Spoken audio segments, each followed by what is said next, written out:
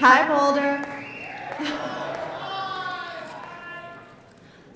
Hi, I'm Angel Anderson, and tonight I want to talk about why we share. When we're kids, we're taught to share, we're forced to share, and after a while we get pretty good at it. So good that we share all day long, with friends, families, acquaintances, strangers, just like this. In fact, I'm going to Instagram that picture I just took a little bit later, and some of you are probably tweeting right now. And I wondered, why do we do this? Why do we bother to share in all these different ways? Exactly. In fact, there are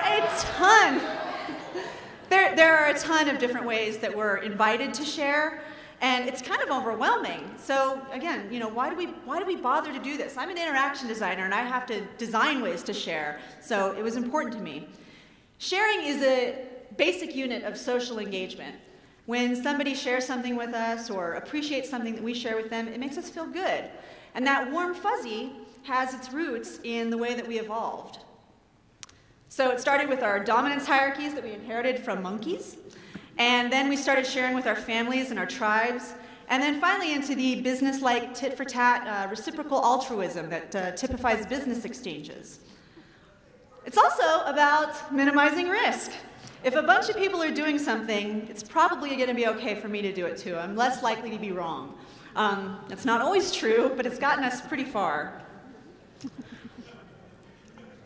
So that's the how it evolved, and that's the what it is. But we still don't really know why we do it.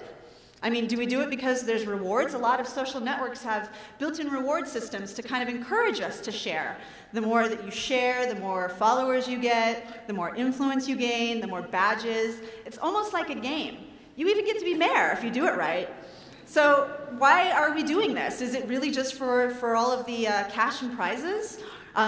For example, you can win $7 grand in prizes if you're willing to dress up like a Chicken McNugget. That's Jamie Oliver whoring out for $7 grand in cash and prizes just to dress up like a processed food product. So it's a little bit deeper than that, though. It's not just the cash and prizes.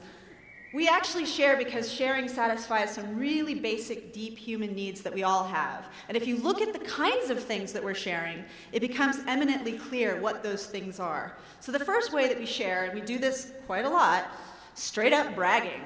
These are shares where we say to the world, look at me, I am awesome. I'm reading this really smart book, I'm eating this delicious food, and it's not all 100% narcissism. It's not complete douchebaggery. Sometimes we're actually, spreading useful information or sharing things with our followers that we think that are going to entertain them or enlighten them. Useful information.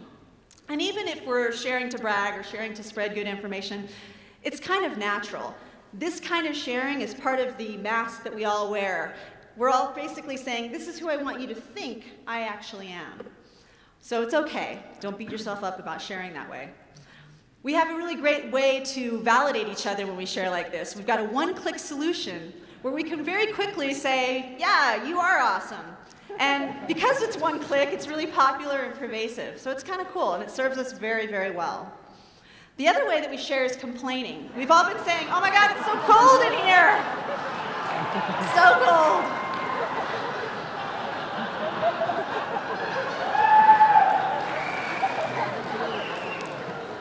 So misery does indeed love company. And when you share like that, what you're really looking for is, bonding with strangers. It's an easy way, because misery does love company. So when we share like that, we've got these really quick, easy conventions we've come up with. Ditto, +1. Finally, we have the third way of sharing, which is reaching out. And this is where, instead of praying to a silent God, we can send out all of our hopes and our concerns and our fears and our worries to a whole network of friends and relatives and acquaintances who are going to respond instantly. But this kind of sharing is not really easy for us. It kind of makes us feel a bit vulnerable. And it's not that easy to respond to either. You can't really click the like button when somebody's mom dies. So what do? It's not really, yeah, dislike. I'm thinking a hugs button would serve us really, really well. And the reason this would be really super popular is that kind of comfort and support we give each other, that's really the true magic of the web. The promise here is that you're never going to be bored and you're never alone. So thank you for letting me share with you. And if you want to share with me, follow me on Twitter. Yeah,